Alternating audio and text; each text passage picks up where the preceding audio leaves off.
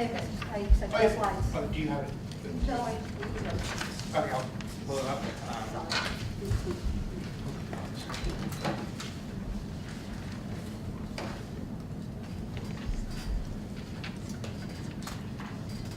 While he's doing that, mine's going to be brief, so I know we're running short on time, but for you students, let you know, be careful what you say right now. When I was starting in middle school and up through past my graduation in college, I did a bachelor's degree in wildlife ecology actually, people would ask me, the old people will know this show, from middle school on, what do you want to be when you grow up? And I said, well, you ever watch Mutual of Omaha's Wild Kingdom? Everybody watched it back then, and they all said yes. I said, well, you know, Marlon Perkins, he sells insurance. They're like, yeah. I said, Jim, he wrestles pythons. Yeah. I said, I won't be selling insurance. Be careful what you say, okay? Because what comes around goes around. So yeah, no, that's actually a true story. Don't ask how I got here. We don't need the slides on a lot of this. You've got them in the back of the pamphlet also. According to the American Veterinary Association, almost 40% of American households have a dog. Some of you landlords, that's a lot of people that you're saying no to if you don't allow dogs. The CDC estimates that 4.5 million people are bitten by dogs each year. 1 in 5 of those dog bites require serious medical attention. Thank you. All right, I've got to find the next one. This guy. Thank you. Okay. So just like there are good landlords and bad landlords, people do like to point to the insurance companies and say, you're bad because you don't insure certain breeds of dogs. There's good companies, there's bad companies. But there's a reason insurance companies tend to exclude dog breeds. It's not that they're bad, there's a reason. All right. We've mentioned the list of dangerous dogs. These are the most common. And thank you, Tina, for those percentages on the tests, because I didn't have that. A lot of these dogs are also used for service animals, emotional support, and therapy animals. Talk about that therapy dog we talked about real fast. I made a couple of notes while we were doing this. These therapy dogs, people take them to locations, hospitals, nursing homes. If somebody's got an insurance policy, their homeowners or their renter's insurance policy, and these dogs are not excluded on the policy, that liability coverage follows them anywhere in the United States. So when they take that dog from their home and they go to that hospital, if something happens at that hospital, the dog owner is still covered. It does not have to happen at their home. That coverage follows them anywhere in the United States. So that's kind of an important thing to know. I get that question a lot. People call me up and say, my dog will work with me. The other thing is the blacklist. They're not talking purebreds. If a company excludes these breeds, it specifies on there that they can be any mix. So even if it's only 10% German Shepherd, there's an incident, and maybe they would say, hey, I want to see the DNA, see if there's any German Shepherd. They can exclude that dog. Some companies won't completely exclude it, they just limit the liability. So you might have $500,000 liability on your policy, but in the contract with the insurance company, if it's an issue regarding a dog bite, you're only covered for $25,000. It's not going to be enough. So Dawn, you use the term dangerous dogs. Is that like a term of art that's standard throughout just the insurance world? I mean, there's Yes. that obviously doesn't fit the definition of dangerous dogs per state. If you Google insurance, dangerous dogs, and that's exactly what they list them on as. And you'll be listed on the contract as if you have any of these dogs for being dangerous dogs. So that's the Right, term they use. But it's a contractual term of art. Yes. Okay. Okay. Why are they blacklisted? Again, it's not that the insurance companies just don't like the dogs. More than 1/3 of home liability claims paid out in 2013 were dog bite related. That's a lot of claims. It's a huge percentage. And you can see the average claim over the years has gone up. Now the data for 2017 is not out yet. So your average claim, and the next slide is going to go back even farther. So we did have a reduction in the average claim paid out in 2016 over 2015, but the total number of claims went up. And again, I'm just going to go real fast. These numbers are there. You can see, if you just look at 2003 versus 2016, the overall changes. Total claims paid out in millions. You're talking an 85.8% increase during that time in the dollars paid out. And the average cost per claim in those same years, you're talking a 73.4% increase. So more and more people are getting dogs. More and more people are suing. I mean, people just go to the courts a lot more now. Illinois, this is just to show you that the state of Illinois, we're number 6 in terms of the total number of claims. But if you're looking at the, we're 4th in the total claims paid out, millions, the dollars, the last column, and we're 3rd in the average cost per claim. So Illinois hits the list. Is there a correlation there between the population of that state and then the total paid out though? Not that I've looked into. You've got the data, I'll let you. There's a count, it's correlates to how many attorneys. Look, the number of bar registration numbers. Yeah. California's big, they get a lot of losses. All right, now the problem is, so what's the risk to the landlord? Fortunately, I learned a lot today about the litigation against landlords. But again, even if you are backed up by the law, you have to pay to be represented in court. So just because the law is going to find in your favor, that doesn't mean you're not going to get sued if something happens. So you've got to be careful with that. The tenant, if the insurance carrier excludes liability for dog breeds, and he has that dog, he's at risk.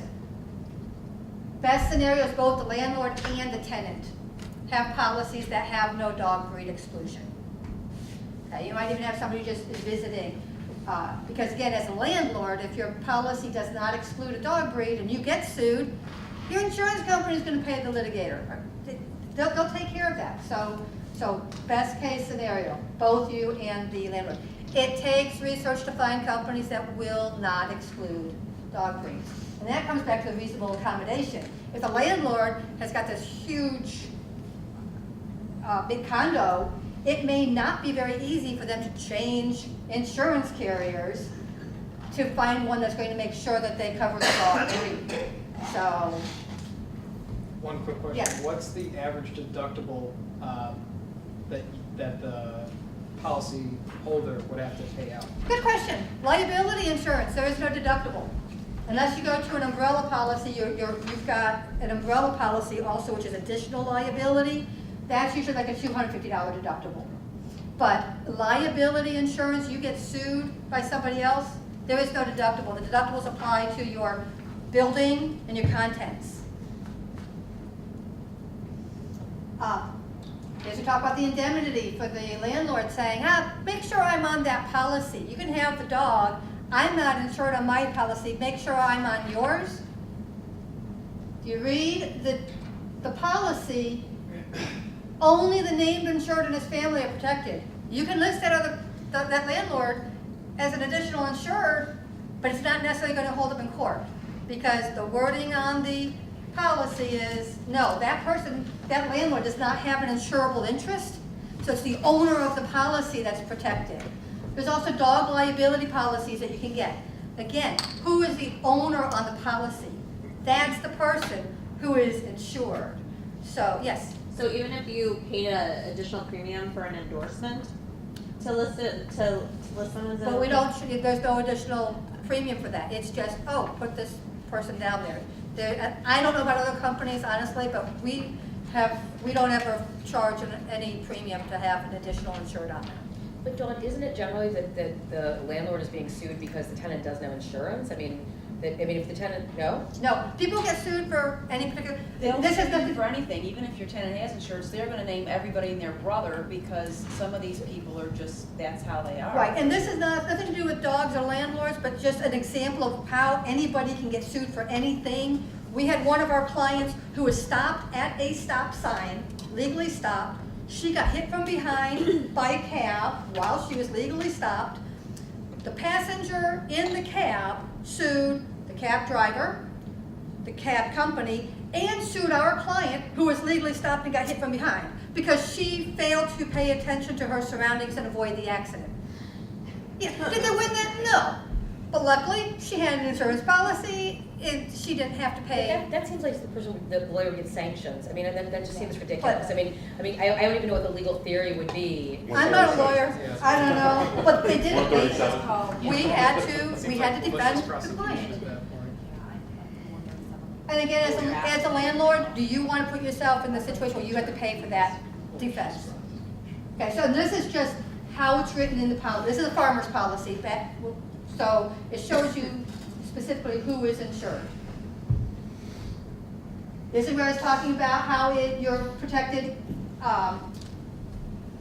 persons off the insured location, for B, and for if it's caused by an animal owned by or in the care of an insured. So that insurance follows you anywhere.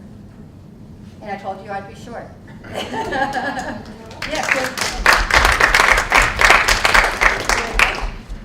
Has there been a correlation between those dangerous bugs on the list and the cabs on insurance claims? I could not find any statistics. How surprising is that? I couldn't find any statistics that said, oh, of these claims, this percentage was from This pit bulls. breed or that? Exactly.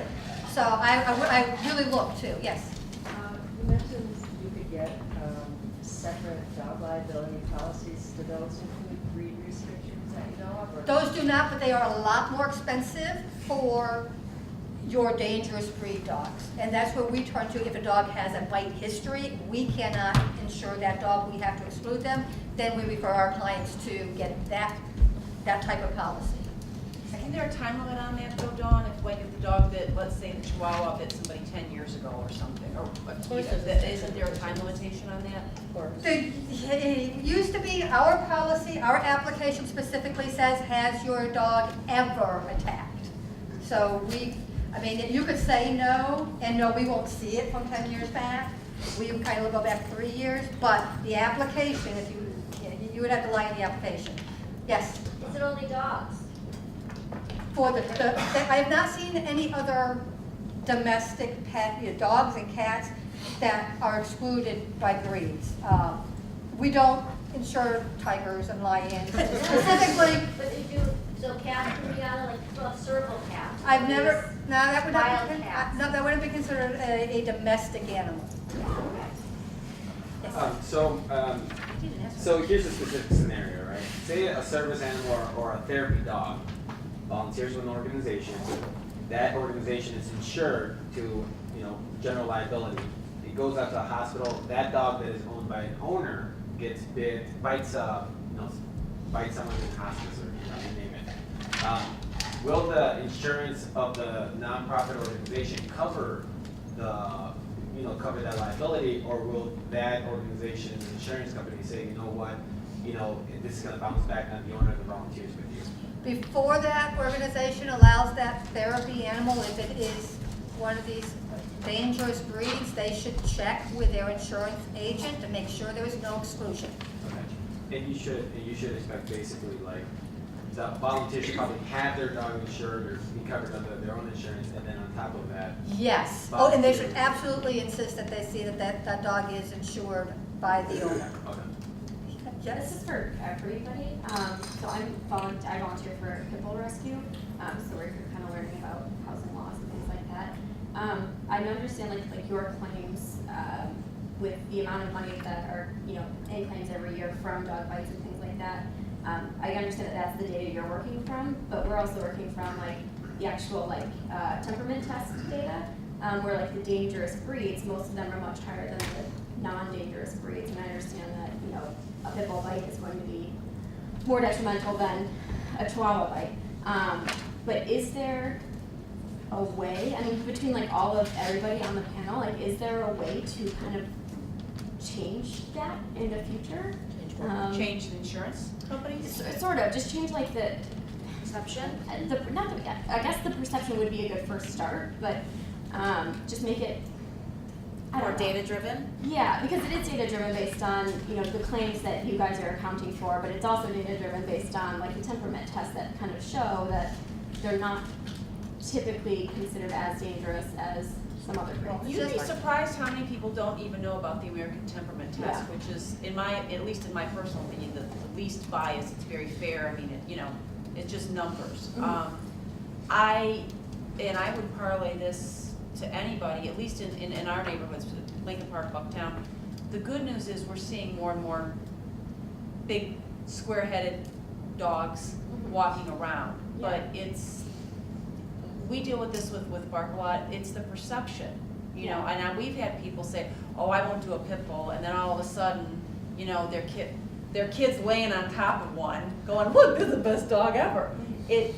I think we just have to all keep working together to change the perception, because there's these breed labels that people get in their head that are really hard. I don't know of any data and that's why I refer to the American Temperament Test, any data that's unbiased that gives that. If you find something, I'd love to know about it, but I haven't found it. If anybody else knows about it. There are a handful of states that do not allow insurance carriers to restrict due to dog breed. Illinois is not one of them, and I did not bring a list of those, but there are some states. So it would take litigation, but it can be changed. Yeah. But it's state to state. So, I mean, Legislation. there's two good points there. I mean, the first one is obviously legislation and lobbying. You're gonna have to throw a lot of money and a lot of different people to kind of get the change or policy change that you want. The second point goes to a very intelligent mentor of mine who was the former chair of the CBA's Animal Law Committee. One of his ideal phrases is "take their wallets and their hearts will follow." Basically, if you get enough shareholders of any company that want a change in the policy, they will motion up that policy change. Additionally, if Travelers is one of the only companies, farmers. There's bags right in front of you. No swag for you. No. If Farmers is one of the only companies that has a no breed exclusion policy, and the other, you know, competitors see that Farmers is getting a lot more business because of this no exclusion policy, they might be forced to change their policy because this is profit margin that they are then losing out. What you'll also see with insurance companies on that note is companies like State Farm, who will insure everything, but they'll also drop you, not just because of dog bites. I mean, I have personal experience with State Farm on acts of God. I mean, literally, acts of God, like treat you. And they'll drop you. And when I met Dawn, I said, so, let's talk about a few things. So here's a long list. You have to have a broker, unless we can get the legislation changed, and I would not be averse to working on that. But you have to have a broker that's going to say, if you ever read an insurance policy, by the time you're past the 5th page, you're kind of cross-eyed. If you make it that far, say, are there breed-specific legislations in there? But I don't think that goes back to your question. I think on perception, right? Yeah. I think we'll adjourn on that note. Thank you very much. John, It was